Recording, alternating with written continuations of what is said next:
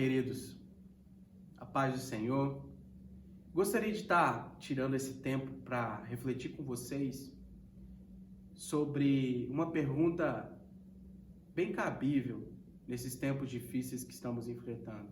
E a pergunta é a seguinte: aonde você tem colocado a sua confiança? Em meio à tribulação, em meio a essa crise que estamos vivendo, aonde você tem colocado a sua confiança?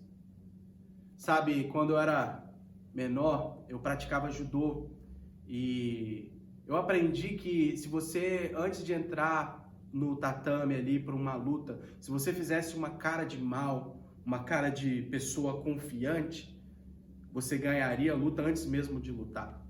E eu confesso para você que isso deu certo algumas vezes. Eu comecei a trabalhar a minha cara de bad boy, comecei a fazer cara de mal. E algumas vezes eu ganhei, porque eu consegui amedrontar ali o meu adversário. Mas eu logo falhei, porque eu comecei a colocar toda a minha confiança na cara de mal, na cara de confiante. E deixei de ser competente nos treinos, deixei de treinar técnicas novas e passei ali a descansar somente no fato de que se eu fizesse uma cara de mal, eu ganharia a luta. E de fato eu fracassei. E essa lição eu tiro para mim e carrego comigo até hoje. Eu preciso colocar sempre a minha confiança no lugar certo. E para nós, queridos, a nossa confiança, ela precisa de estar em Jesus Cristo. Em meio a essa tribulação, em meio a esse período tão complicado que estamos vivendo, a nossa esperança, a nossa fé precisa de estar fundamentada na pessoa de Cristo. Gostaria de estar lendo com você Filipenses 3, de 1 a 9. Nós vamos estar tirando algumas lições desse texto e aplicando às nossas vidas. Por favor, se você quiser, pode acompanhar aí do seu telefone, na tua Bíblia. E o texto fala o seguinte: finalmente, meus irmãos, alegrem-se no Senhor. Escrevo-lhes de novo as mesmas coisas, porque não é cansativo para mim e é uma segurança para vocês. Cuidado com os cães, cuidado com esses que praticam o mal, cuidado com a falsa circuncisão. Pois nós é que somos a circuncisão. Nós que adoramos pelo Espírito de Deus, que nos gloriamos em Cristo Jesus e não temos confiança alguma na carne. Embora eu mesmo tivesse razões para ter tal confiança. Se alguém pensa que tem razões para confiar na carne, eu ainda mais, circuncidado no oitavo dia de vida, pertencente ao povo de Israel, à tribo de Benjamim, verdadeiro hebreu, quanto à lei, fariseu, quanto ao zelo, perseguidor de igreja, quanto à justiça que não há na lei, irrepreensível. Mas o que para mim era lucro, passei a considerar como perda por causa de Cristo. Mais do que isso, considero tudo como perda, comparado com a suprema grandeza do conhecimento de Cristo, meu Senhor, por quem perdi todas as coisas. Eu as considero como esterco para ganhar a Cristo e ser encontrado nele, não tendo a minha própria justiça que procede da lei, mas a que vem mediante a fé em Cristo, a justiça que procede de Deus e se baseia na fé. Queridos, que texto maravilhoso. E o primeiro ponto que eu aprendo com esse texto é de que nós não devemos colocar a nossa confiança em ritos, em tradições. Paulo ali no versículo 2, ele diz o seguinte: cuidado com os cães, cuidado com esses que praticam o mal, cuidado com a falsa circuncisão. Paulo ele está endereçando essa crítica ali, os judaizantes. Era um povo, vou trazer de uma forma bem clara e simples. Os judaizantes, praticamente eles estavam querendo reduzir todo o sacrifício de Cristo na cruz à circuncisão. Eles estavam dizendo que se você era cristão, mas não era circuncidado, você não era um verdadeiro cristão. E é por isso que Paulo ele bate de frente e bate veementemente nesses judaizantes, querendo deturpar o evangelho, querendo deturpar a verdade de Cristo. E essa lição é importante para nós, porque muitas vezes nós colocamos e temos colocado a nossa confiança em tradições, em ritos e coisas. Então eu gostaria de te encorajar, queridos. A primeira lição desse texto, que podemos tirar para nós é que nós devemos colocar a nossa esperança, a nossa fé precisa de estar baseada na pessoa de Cristo, não em ritos, não em tradições. O segundo ponto que nós podemos entender e tirar para nós lições grandes e poderosas é que nós não podemos colocar a nossa confiança na nossa carne, em nós mesmos. Vamos estar lendo aqui o versículo 4, do versículo 4 ao versículo 6, e fala o seguinte: embora eu mesmo tivesse razões para ter tal confiança, se alguém pensa que tem razões para confiar na carne, eu ainda mais. E a partir do versículo 5, né, Paulo ele vai adiante e vai traçando ali todos os títulos que ele tinha, toda a sua história como pessoa, né? Ele vai ali nos versículos dos 5 ao 6, escrevendo e trazendo para os irmãos ali em Filipenses, tudo isso.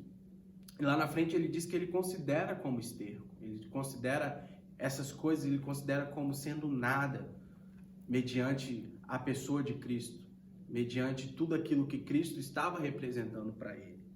De fato, Paulo tinha todas as credenciais para ser aquela pessoa que bate no peito e fala assim, eu sou o cara. Como ele mesmo diz, tá lendo aqui o versículo 5 ao 6, e Paulo começa a dizer, circuncidado no 8º dia, pertencente ao povo de Israel, à tribo de Benjamim, verdadeiro hebreu, algumas tradições, hebreu dos hebreus. Quanto à lei, fariseu. Quanto ao zelo, perseguidor da igreja. Quanto à justiça que há na lei, irrepreensível. Ou seja, Paulo traz aqui para nós algo muito interessante. Ele diz, olha, se existe alguém que pode se gabar e pode bater no peito e dizer que é o cara, essa pessoa sou eu.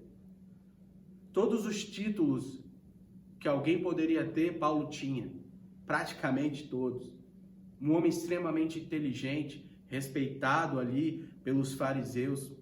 De fato, Paulo, a caminho de Damasco, ele carregava consigo uma carta, dando autorização a ele a perseguir os cristãos.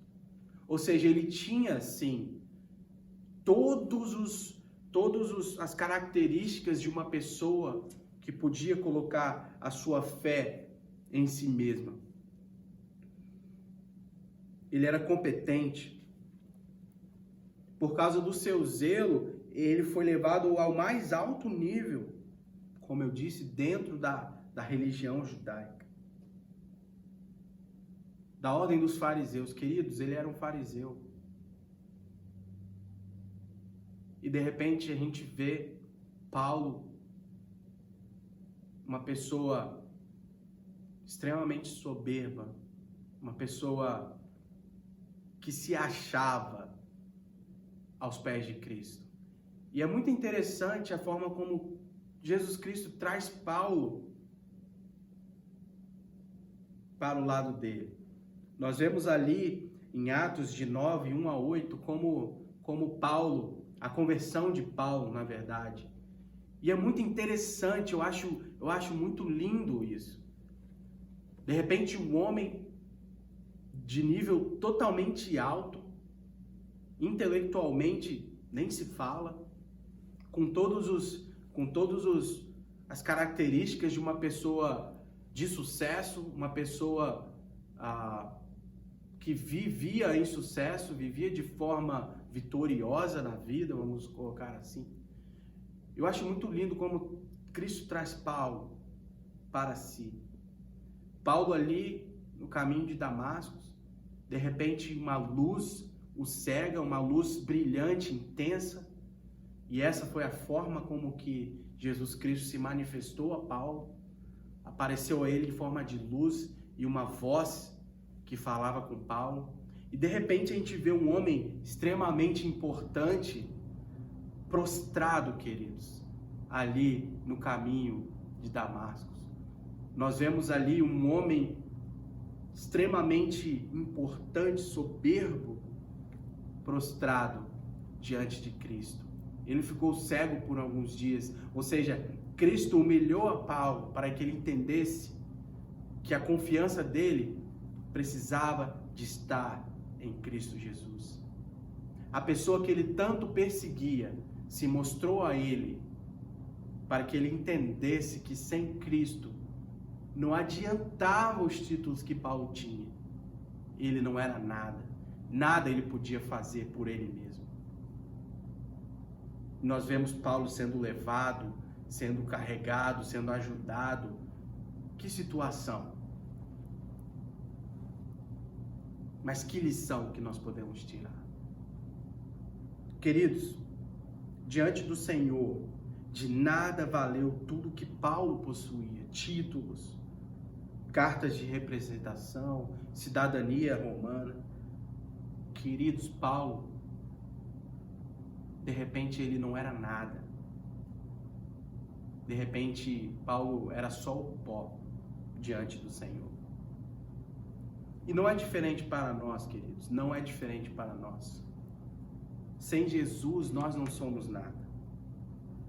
E eu gostaria de compartilhar com você, ali no livro de Hebreus, no capítulo 12, versículo de 1 a 2, fala o seguinte: portanto, nós, uma vez que estamos rodeados por tão grande nuvem de testemunhas, livremo-nos de tudo o que nos atrapalha e do pecado que nos envolve, e corramos com perseverança a corrida que nos é proposta, tendo os olhos fitos em Jesus, autor e consumador da nossa fé. Ele, pela alegria que lhe fora proposta, suportou a cruz, desprezando a vergonha, e assentou-se e está assentado à direita do trono de Deus. Queridos, eu gostaria de encorajar a você colocar a sua fé, colocar a tua esperança, colocar a tua confiança em Cristo Jesus, somente nele. Em tempos de tribulação, temos que confiar de que Deus tem o controle, de que Deus, ele tem o controle nas mãos dele. E queridos, se for a hora, nós vamos estar com ele. Eu não acredito que seja agora. Também não sou a pessoa mais habilitada a querer adivinhar quando ou não Cristo volta. Mas eu queria te encorajar a estar preparado para a volta dele. Eu gostaria de te encorajar a aceitar a ele como seu único e suficiente Salvador, hoje mesmo. Essa paz que eu sinto em minha alma, eu não consigo expressar para você.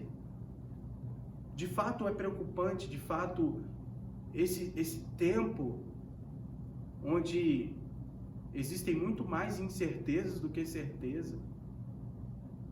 Essa paz que eu sinto, ela vem de Cristo, ela vem da minha certeza de que a minha confiança está nele, a rocha fiel. Então eu gostaria de te encorajar a hoje mesmo aceitar ele como seu único e suficiente Salvador e colocar toda a sua confiança nele. Que Deus te abençoe grandemente. Que a partir de hoje você comece a caminhar colocando a sua confiança no lugar certo. E o lugar certo é Jesus Cristo, o nosso único e suficiente Salvador. Abaixe a sua cabeça, feche seus olhos. Eu vou estar orando por você, por mim, por nós. Cristo Jesus, obrigado, Pai. Obrigado por essa oportunidade de estarmos indo online para cultuar ao Senhor. Obrigado por essa ferramenta que nos permite compartilhar do Teu amor, compartilhar da tua palavra, compartilhar da esperança que existe na Tua pessoa, Cristo Jesus. Pai, aqueles que se decidiram por caminhar contigo, que o Senhor abençoe a cada um. Se você fez essa oração, aceitando a Jesus Cristo, Eu te encorajo a jamais largar os caminhos dele. Pai, abençoa, Deus, as nossas vidas, nos dê uma semana de bênçãos, nos dê, Pai, uma semana abençoada, Pai. Nós pedimos que o Senhor venha estar, Deus, agindo no meio de tudo isso. Pai, que nós possamos entender, Pai, as lições que o Senhor tem para nós em meio a toda essa tribulação, a todo esse tempo difícil que estamos enfrentando. Em nome de Jesus. Amém. Foi um prazer ter você conosco. Que Deus te abençoe. E sábado que vem, às 19 horas, estaremos juntos de novo. Te vejo lá.